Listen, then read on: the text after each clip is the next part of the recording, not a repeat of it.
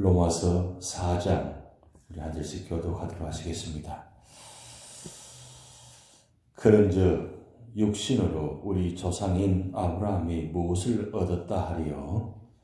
만일 아브라함이 행위로서 의롭다 하심을 받았으면 자랑할 것이 있으려니와 하나님 앞에서는 없느니라. 성경이 무엇을 말하느냐? 아브라함이 하나님을 믿음에 그것이 그에게 의로 여겨진 바 되었느니라. 일하는 자에게는 그 삭이 은혜로 여겨지지 아니하고 보수로 여겨지니와 일을 아니할지라도 경건하지 아니한 자를 의롭다 하신 이를 믿는 자에게는 그의 믿음을 의로 여기시나니, 일한 것이 없이 하나님께 의로 여기심을 받는 사람의 복에 대하여 다윗이 말한 바, 불법이 사함을 받고 죄가 가려짐을 받는 사람들은 복이 있고 주께서 그 죄를 인정하지 아니하실 사람은 복이 도다 함과 같으니라. 그런즉 이 복이 할례 자이겠냐 혹은 무할례 자이겠느냐? 무릇 우리가 말하기를 아브라함에게는 그 믿음이 의로 여겨졌다 하노라. 그런즉 그것이 어떻게 여겨졌느냐? 할례시냐 무할례시냐? 할례시가 아니요 무할례시니라. 그가 할례표를 받은 것은 무할례시에 믿음으로 된 의를 인친 것이니, 이는 무할례자로서 믿는 모든 자의 조상이 되어 그들도 의로 여기심을 얻게 하려 하심이라. 또한 할례자의 조상이 되었나니 곧 할례 받을 자에게뿐 아니라 우리 조상 아브라함이 무할례시에 가졌던 믿음의 자취를 따르는 자들에게도 그러하니라. 아브라함이나 그 후손에게 세상의 상속자가 되리라고 하신 언약은 율법으로 말미암은 것이 아니요 오직 믿음의 의로 말미암은 것이니라. 만일 율법에 속한 자들이 상속자이면 믿음은 헛것이 되고 약속은 파기 되었느니라. 율법은 진노를 이루게 하나니 율법이 없는 곳에는 범법도 없느니라. 그러므로 상속자가 되는 그것이 은혜에 속하기 위하여 믿음으로 되나니, 이는 그 약속을 그 모든 후손에게 굳게 하려 하심이라. 율법에 속한 자에게 뿐만 아니라 아브라함의 믿음에 속한 자에게도 그러하니, 아브라함은 우리 모든 사람의 조상이라. 기록된 바 내가 너를 많은 민족의 조상으로 세웠다 하신 바 같으니, 그가 믿은 바 하나님은 죽은 자를 살리시며 없는 것을 있는 것으로 부르시는 이시니라. 아브라함이 바랄 수 없는 중에 바라고 믿었으니, 이는 내 후손이 이 같으리라 하신 말씀대로 많은 민족의 조상이 되게 하려 하심이라. 그가 백산하되어 자기 몸이 죽은 것 같고 사라의 태가 죽은 것 같음을 알고도 믿음이 약하여지지 아니하고, 믿음이 없어 하나님의 약속을 의심하지 않고 믿음으로 견고하여져서 하나님께 영광을 돌리며 약속하신 그것을 또한 능히 이루실 줄 확신하였으니, 그러므로 그것이 그에게 의로 여겨졌느니라. 그에게 의로 여겨졌다 기록된 것은 아브라함만 위한 것이 아니요 의로 여기심을 받을 우리도 위함이니, 곧 예수 우리 주를 죽은 자 가운데서 살리신 이를 믿는 자니라. 합독하시겠습니다. 예수는 우리가 범죄한 것 때문에 내 주이 되고 또한 우리를 의롭다 하시기 위하여 살아나셨느니라. 아멘. 잠언 21장 2절에 이런 말씀이 있습니다. 사람의 행위가 자기 보기에는 모두 정직하여도 여호와의 마음은 감찰하시느니라. 우리의 행위가 겉으로 보기에도 내가 생각해도 정직히 행한다 하는 것 같은데도, 사실은 하나님은 우리 중심을 아시고 우리 마음을 아시고 그것을 감찰하신다 그랬어요. 그러니까 겉으로 드러난 그 행위도 중요하지만 우리 속에 있는 마음도 중요하다는 뜻이죠. 결국은 우리의 행위에 나타나는 모습이 진실되고 정직한 것은 누가 보기 때문에, 나타나기 때문에 하는 것도 중요하지만, 그것은 진실된 것은 누가 봐도 저 사람도 진실되고 참 정직한 것 같다라고 생각할 수도 진짜 중요한 건 우리 마음이라는 거죠. 때로는 그것이 형식적이 될 수도 있고 포장화 될 수도 있습니다. 요즘 선물을 받으면 포장을 참 잘합니다. 근데 포장을 하도 잘했는데 포장을 열어보니까 그 안에 들여다보니까 포장한 것보다 못하면, 기대한 것보다 못하면 어때요? 실망하잖아요. 그런데 선물의 자체가 뭡니까? 마음이잖아요.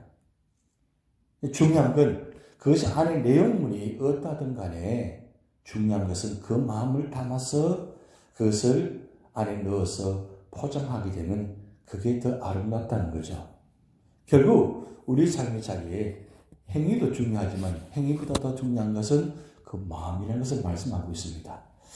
그렇다면 오늘 아침 여러분 마음은 어떻습니까? 예배 드리면서 말씀 보면서 기도하시면서 내 마음이 어떠세요? 내 마음 보기에 내가 스스로 생각해도 하나님 내 마음을 보시면서 기뻐하실 것 같아요? 아니면 하나님 보시기에 내가 생각해도 부족한 것 같다 그런 생각이 들어요. 사실 힘들어도 부족해도 그래도 예배 자리에 나와 있잖아요.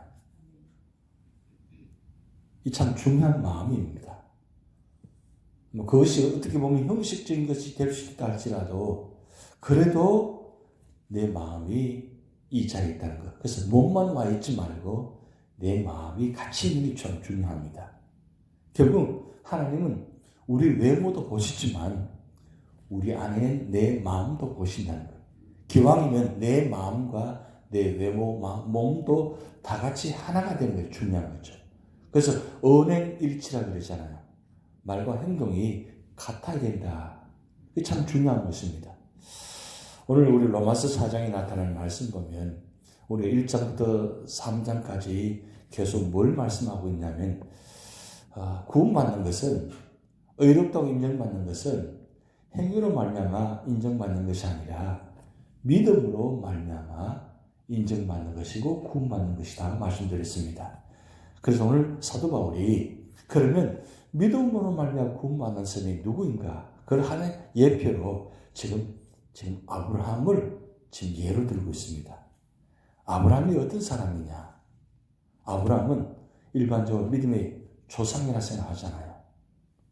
근데 믿음의 조상으로 생각하는데 특별히 유대인들에게는 이 아브라함이 믿음의 조상인데 그래서 항상 시작이 아브라함입니다.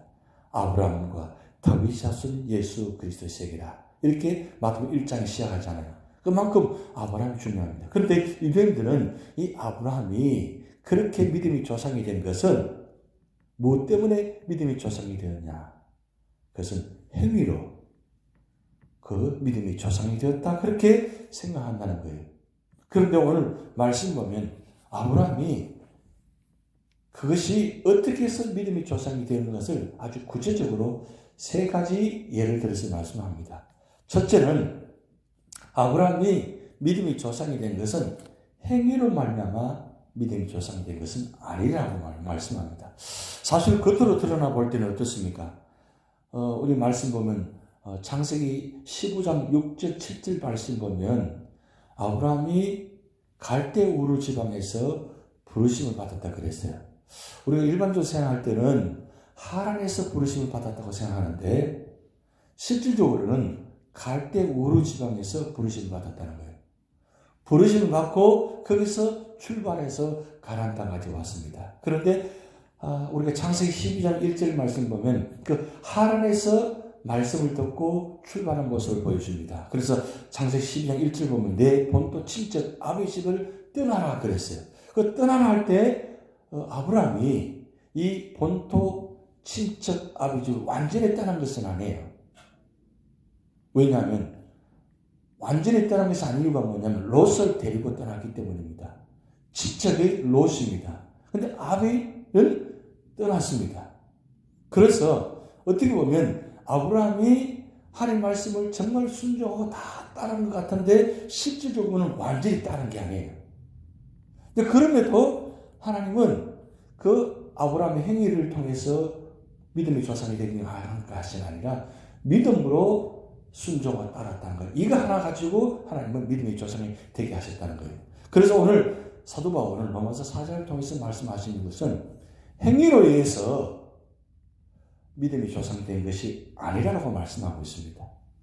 그리고 두 번째로는 말씀 보면 할례를 받음으로 말미암아 믿음의 조상이 된 것이 아니라고 말씀합니다. 아브라함이 갈대 우르 지방에서 출발하고 하란을 출발할 때 할례를 받고 출발한 게 아니에요. 나중에 할례를 받았습니다. 그러면 그들이 지금 유대인들은 할례를 받아야만 진정한 믿음의 조상이 될 수 있고 구원받았다고 생각하는데 그것이 아니라고 말씀한 겁니다. 그래서 결국은 아브라함도 할례를 받은 말미암아 의롭게 인정받고 구원받은 것이 아니라 할례를 받기 전에 부르심 받았다는 것, 그리고 그 믿음으로 순종했다는 것, 그것을 지금 강조하고 있다는 것입니다. 그리고 세 번째 말씀 강조하는 뭐냐면 아브라함이 믿음의 조상이 된 것은 율법으로 말미암아 믿음의 조상이 된 것이 아니라고 말씀합니다. 사실 율법은 언제 있었던 겁니까? 아브라함 때 율법이 없었습니다. 그냥 하나님께서 나타나셔서 말씀하신 것, 그 말씀만 가지고 따라갔어요. 율법은 모세오경, 모세를 통해서 율법이 시작된 거지 아브라함 때는 율법이 없었다는 거예요. 그러니까 결국은 아브라함도 율법을 말미암아 의롭게 된 것이 아니라는 걸 말씀합니다. 그러면 결론이 뭐냐? 행위로 말미암아, 그리고 할례로 말미암아, 그리고 율법으로 말미암아 아브라함이 믿음의 조상이 되고 의롭게 인정하는 것이 아니라 아무것도 없는 상황 가운데도, 도저히 믿을 수 없는 상황 가운데도 아브라함이 하나님의 말씀을 믿고 그리고 순종하고 따라갔기 때문에 믿음의 조상이 되었다는 뜻입니다. 오늘 우리 삶의 자리에 사실은 말씀 믿는다는 건 참 힘든 겁니다. 참 쉽지 않습니다. 이 말씀 볼 때마다 다 믿어지면 얼마나 좋겠습니까? 말씀 들을 때마다 믿어지면 얼마나 좋겠습니까? 그리고 어떤 상황 가운데도 그 말씀에 순종하고 간다는 게 얼마나, 그럴 때는 얼마나 좋겠습니까? 그게 참 잘 되지 않습니다. 그런데 왜 사도 바울이 이 아브라함 이야기하느냐? 모든 구약의 대표적인 인물 모든 가운데 아브라함이 단연히 뛰어난 것은 아무것도 믿을 것이 없는 건데, 한 번도 하나님의 음성을 들은 적도 없는데 어느 날 갑자기 하나님의 말씀을 듣는 순간에 그 말씀을 믿었다는 게 진짜 중요하다는 거죠.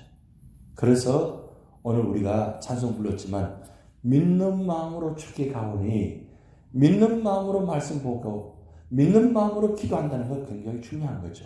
그래서 오늘 우리가 기도할 때마다 하나님, 오늘도 어떤 삶의 차례도 성령께서 역사하셔서 믿는 마음을 주시옵소서. 믿음으로 한 발자국 한 발자국 행하게 하옵소서. 믿음으로 우리 모든 삶의 자리에 하나님 뜻을 기다리고 뜻을 따라가게 하옵소서. 아브라함처럼 믿을 수 없는 상황 가운데도 믿음으로 말씀을 쫓아가는 신앙이 되게 하옵소서. 그렇게 기도하시기 바랍니다. 그리고 나뿐만 아니라 우리 삶의 자리도 아직도 그것을 믿어지지 않아서, 믿어지지 않다 보니까 교회 나와서 예배 드리면서, 그리고 교회 나와서 주의 성도들을 바라보면서 실족할 때가 있고, 때로는 여러 가지 다른 모습 때문에 마음 아파하는 모습도 있거든요. 그것 때문에 내가 믿음의 자리를 내려놓을 때도 있고 그런 모습들이 있을 수 있다는 거죠. 그러기에 오늘 무엇보다 중요한 건 말씀 앞에서 하나님 믿는 믿음, 예수 그리스도 믿는 믿음, 그리고 예수 그리스도가 나를 위해서 십자가에 죽으시고 나를 위해서 부활하셔서 나에게 영원한 생명의 영원한 은혜를 주셨다는 것, 그 사실을 믿고 살아갈 수 있도록 하나님 은혜를 다하여 주셔서 그 믿음이 오늘 여러분에게 승리하는 역사가 될 줄 믿습니다. 다 같이 주기도문 하시겠습니다. 하늘에 계신 우리 아버지여, 이름이 거룩히 여김을 받으시오며 나라의 임하옵시며 뜻이 하늘에서 이룬 것 같이 땅에서도 이루어지이다. 오늘날 우리에게 일용할 양식을 주옵시고 우리가 우리에게 죄전자를 사하여 준 것 같이 우리 죄를 사하여 주옵시고 우리를 시험에 들게 하지 마옵시고 다만 악에서 구하옵소서. 대나라와 권세와 영광인 아버지께 영원히 이사옵나이다. 아멘.